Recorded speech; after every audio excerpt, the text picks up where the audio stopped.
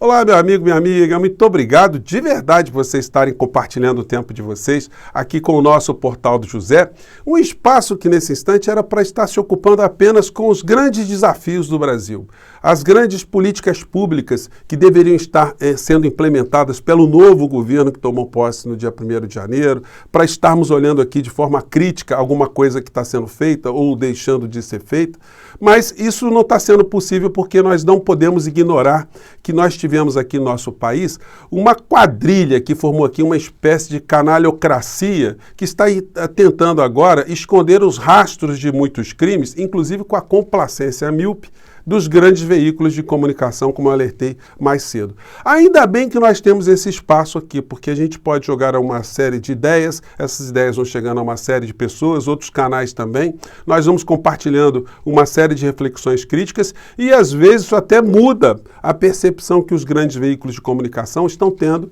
em relação a determinados assuntos. Bom, hoje temos mais uma série de acontecimentos que são absolutamente comprometedores, são inexplicáveis e, de um certo modo, são humilhantes porque eles revelam o caráter de altos militares, não, de militares de alta patente aqui no nosso país, diante do que foi esse governo que nós tivemos aqui com o senhor Jair. Pois bem, eu vou conversar com vocês sobre os últimos acontecimentos, fazer aqui algumas revelações, mas antes de mais nada, se você está chegando agora no nosso portal, seja bem-vindo. Venha para cá também, se inscreva, você que é muito bem-vindo, conheça também os nossos outros vídeos.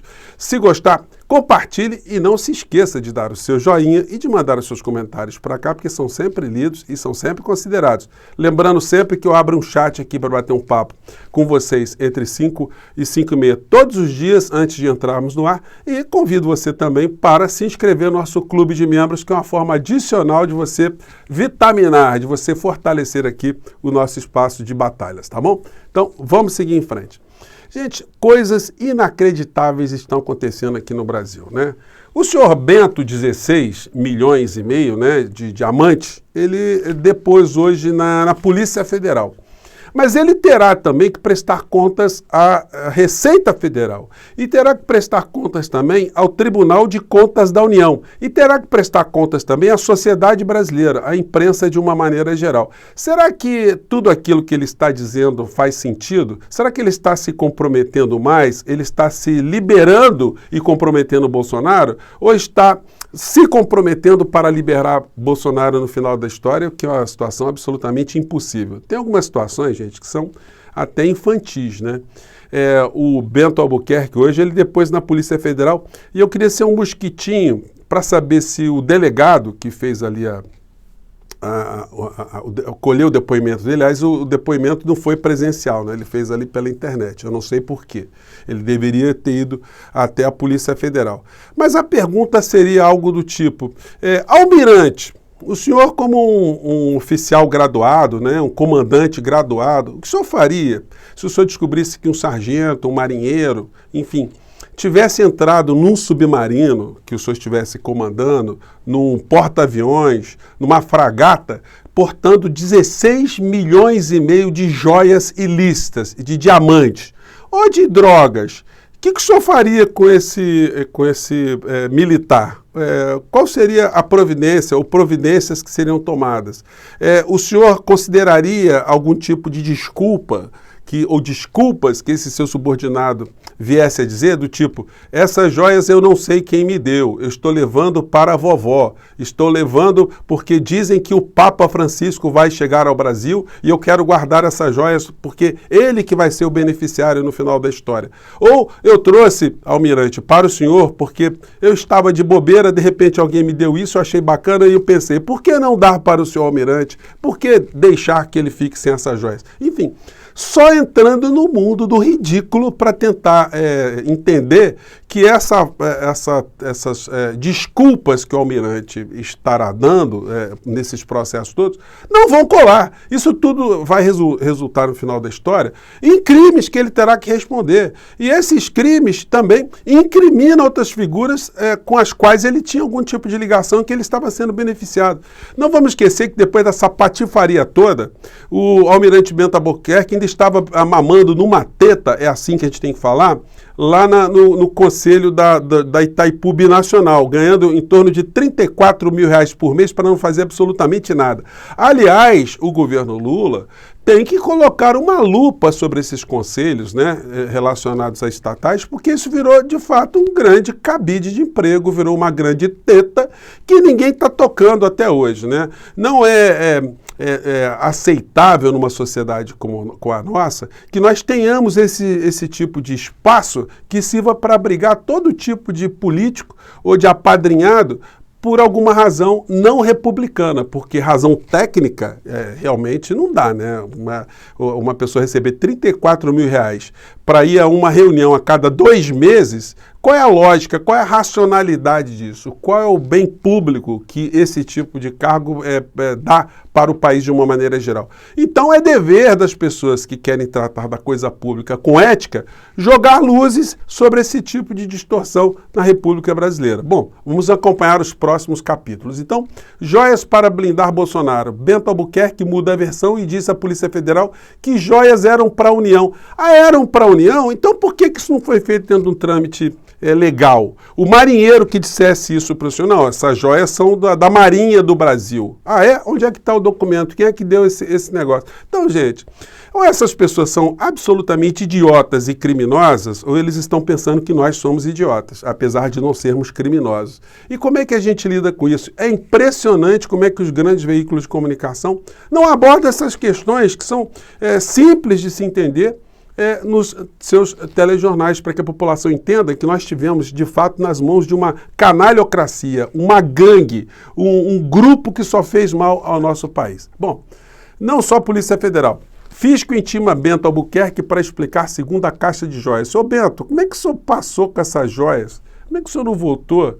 Gente, é um negócio inexplicável, absurdo. Como é que isso não está sendo colocado em letras garrafais nos jornais? Como é que isso não está sendo cobrado? Como é que os telejornais não estão mostrando esse escândalo, essas incongruências todas do povo brasileiro? Só tem uma explicação, como eu disse para vocês. É manter essa gente toda como um grupamento de reserva, para caso a política pública do governo Lula esteja se conflitando com determinados interesses, eles reacendam a energia desses grupamentos todos para voltarem ao poder no nosso país. É a única explicação, porque já era para eles terem sido todos sentenciados a uma morte política em função desses crimes todos que estão brotando para cima e para baixo. Pois bem, vamos seguir em frente. Gente, só para ter uma ideia, as joias que o Bolsonaro estava abocanhando formam ali um conjunto que chega quase a R$20 milhões se a gente colocar impostos, colocar uma série de coisas ali, de repente passa muito mais do que isso. O que foi apurado só de diamantes, aí ali daquelas esculturas, R$16,5 milhões.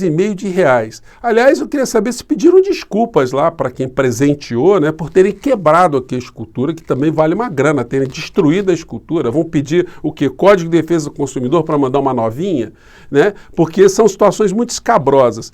E aí eu estava pensando, que eu citei no nosso encontro anterior, que esse tipo de comportamento é muito parecido com o de um criminoso, que de repente estivesse ali recebendo um carro forte e dissesse, olha, eu não sei como é que esse carro forte foi parar aqui, eu não ia me apoderar disso, eu ia devolver, aliás, estou querendo devolver para o IBAMA. Coloquei aqui uma situação bem absurda, mas é idêntica a essa situação que está acontecendo aqui. Aí eu me deparei com a seguinte informação, um carro forte nessa matéria aqui, deixa eu tirar o áudio, ele foi destruído, gente, o negócio ficou feio aqui, ó.